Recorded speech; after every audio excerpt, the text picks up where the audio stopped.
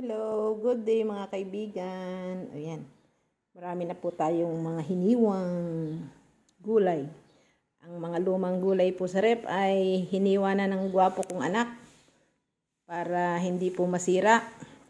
Yan, mga tirang gulay po yan. Meron tayo ditong patatas, carrots, Baguio beans, taro o gabi.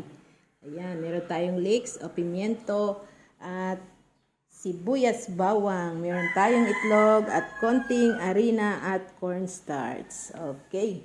Hindi po tayo mag-iigado. Piprituhin lang natin lahat ng yan.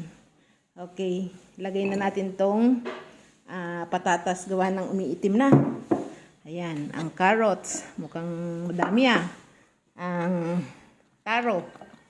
Ayan. Ano pa? Baguio beans. Nako, ang dami. Ayan. Ayan.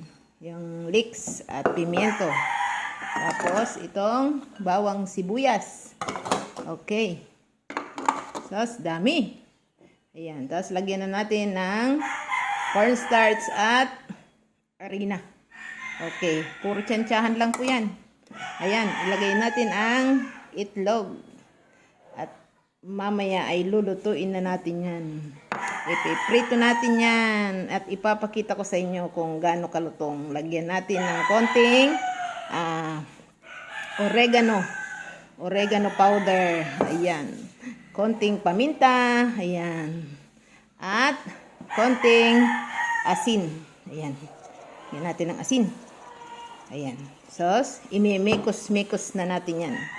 Sige, kain po ng gulay mga bata. Mamaya ipapakita ko sa inyo. Mamaya pag naprito ko na. Maraming salamat po. Malapit nang kumain. Okay, God bless.